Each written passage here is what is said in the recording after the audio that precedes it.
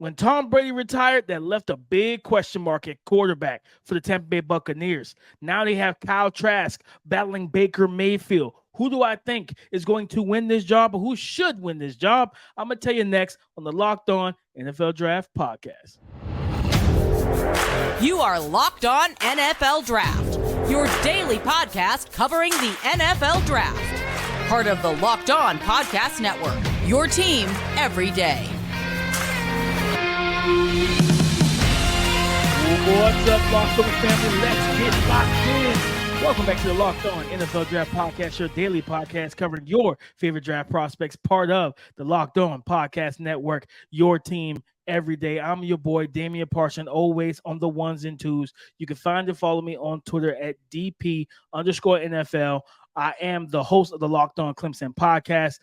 Guys, thank y'all for making Locked On NFL Draft your first listen today and every day, Monday through Friday. Thank you for being the family, but also thank you for being our everydayers, man. We love you guys, and we appreciate all the support that you've shown us since we took over this podcast. But guys, as you know, last week started the trend, right?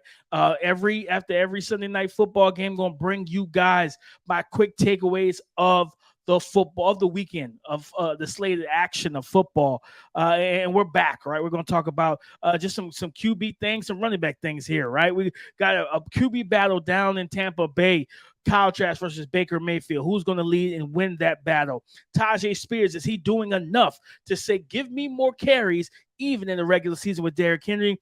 And then there's a D2 quarterback who's now trying to be QB2 for the Chicago Bears, and Tyson Bagent. And I'm going to give you my thoughts on what he has done so far in this preseason as well. But before that, this podcast is brought to you by BetterHelp. If you're thinking of starting therapy, give BetterHelp a try. Visit BetterHelp.com/lockedon today to get 10% off your first month.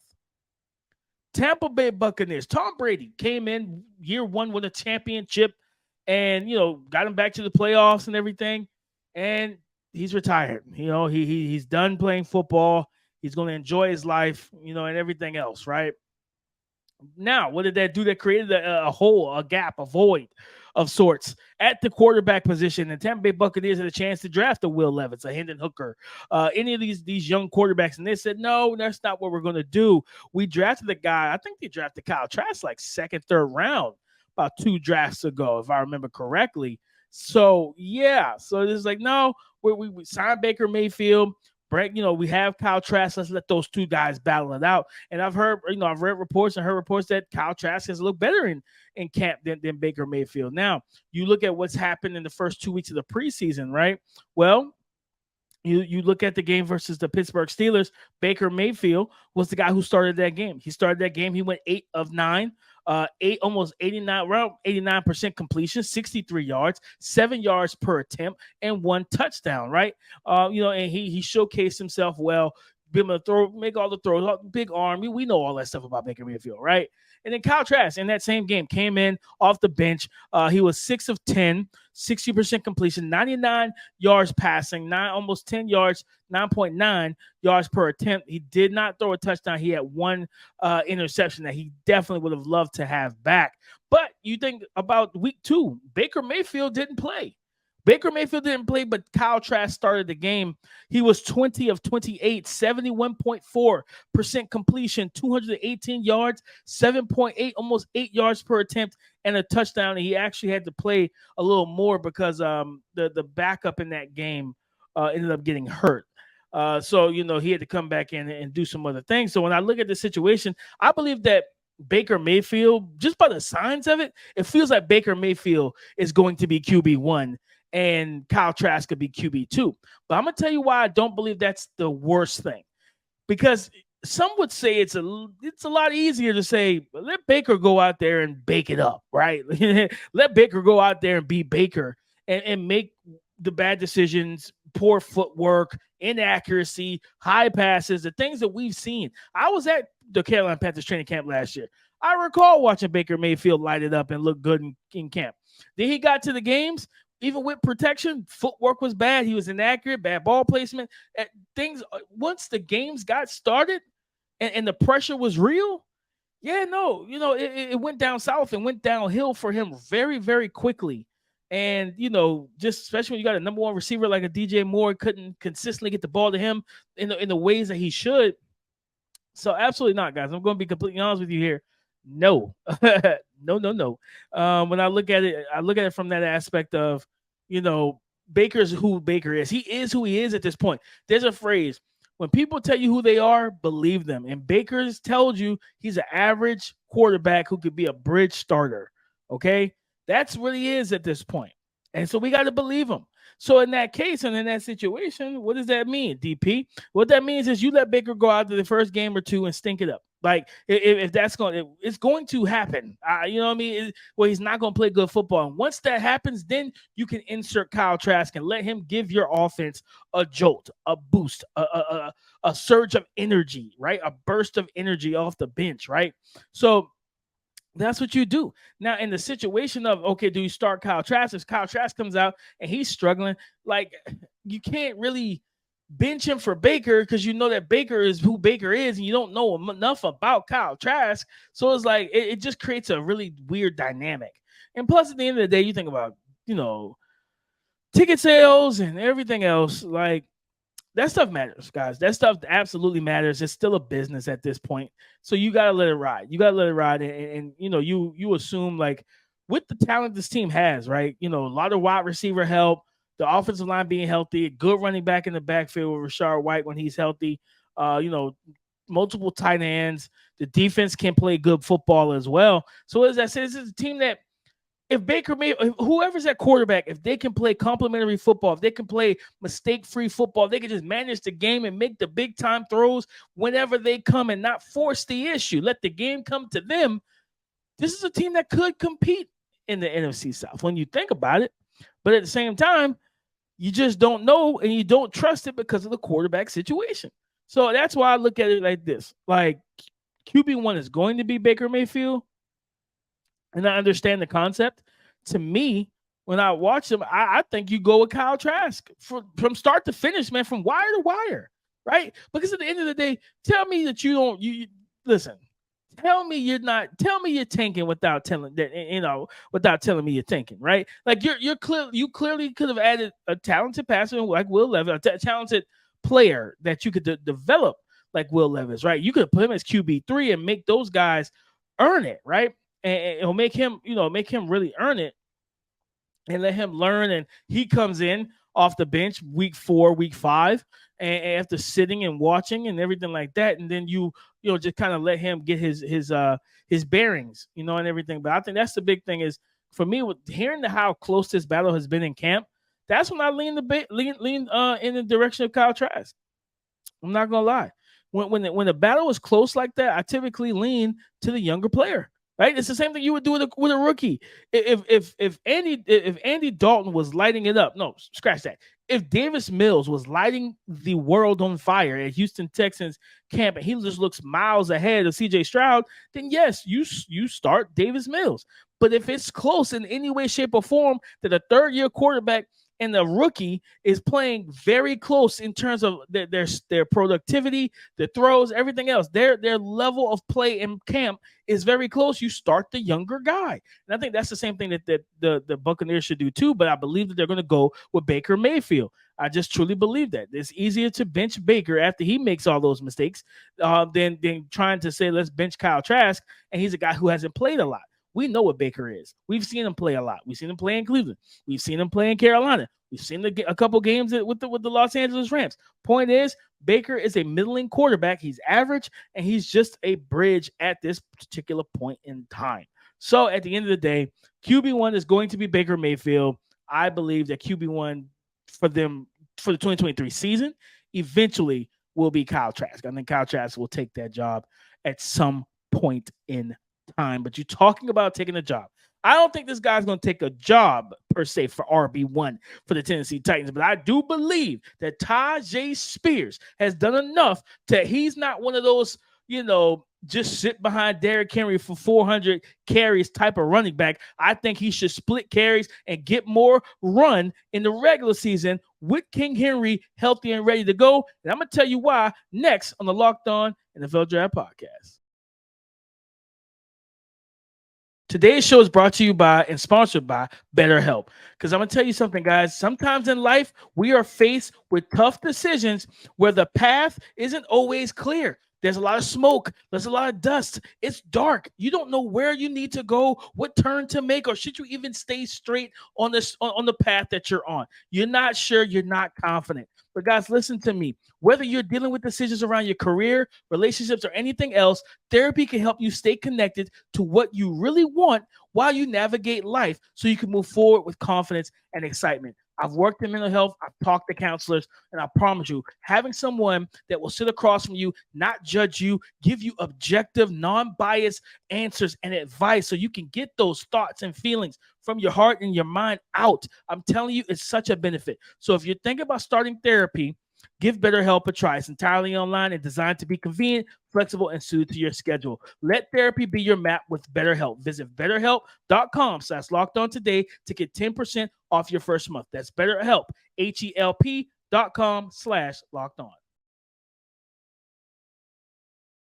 RB2 in the Music City, I think it's clear. It's rookie from Tulane, Tyjae Spears, the explosive, the electric, the electrifying running back that truthfully, and to be honest, guys, he's light it up. Like he's lit it up. He has looked really good here in the preseason.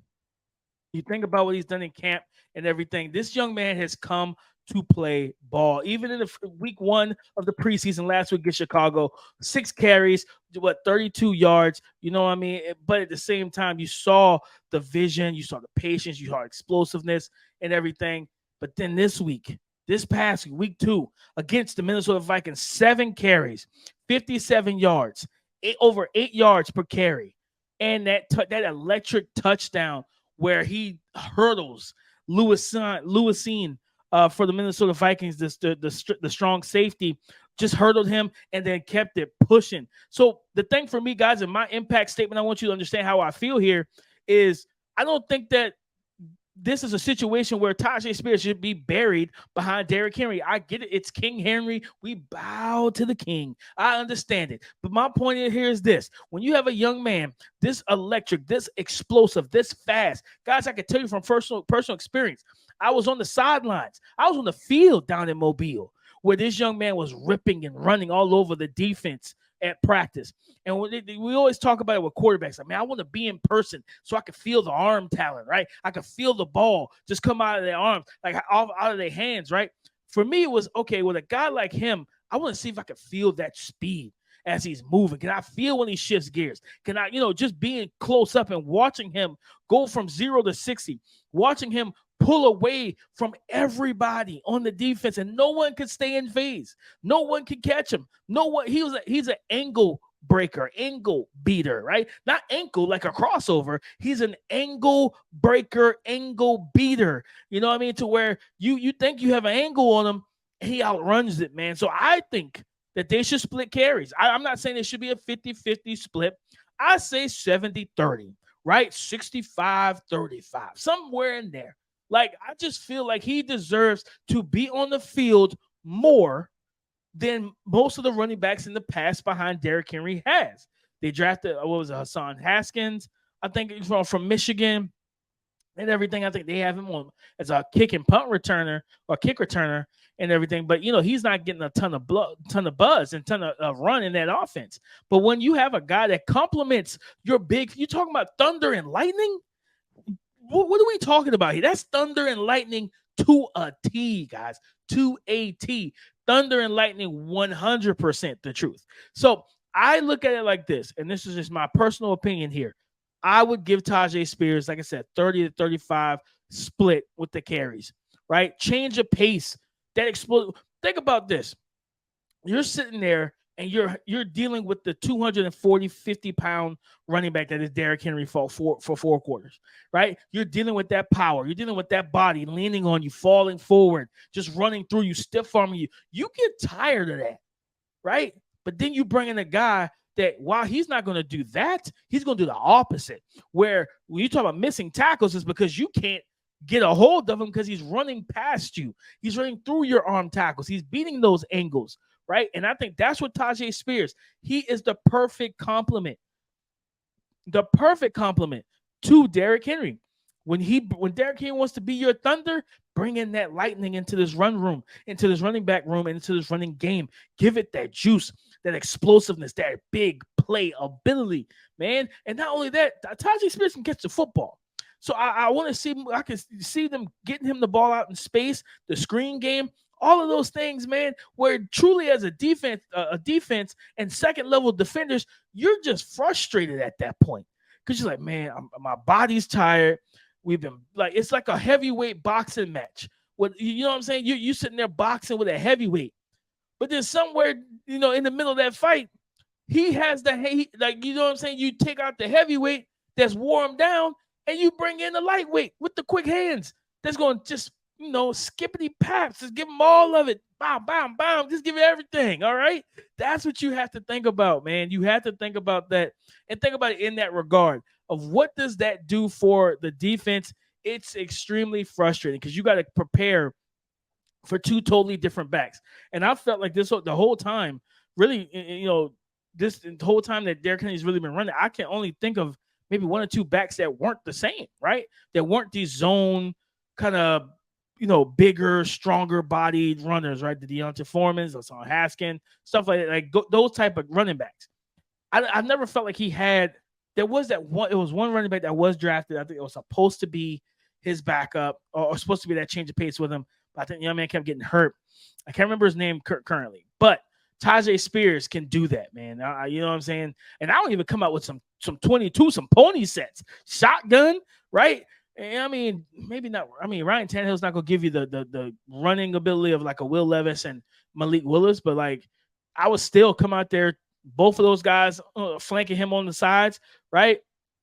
Maybe you run, you pre-snap motion Tyjae Spears out into the slot or into the flat, move a defender, and you run inside zone with Derrick Henry, right? Maybe you pull Derrick Henry up and you motion him to like an H-back tight end, and he lead blocks for Tyjae Spears. There's so much creativity here between these two running backs that if you're a great offensive coordinator, you got to explore it, man. You got to explore it because you think about it like this.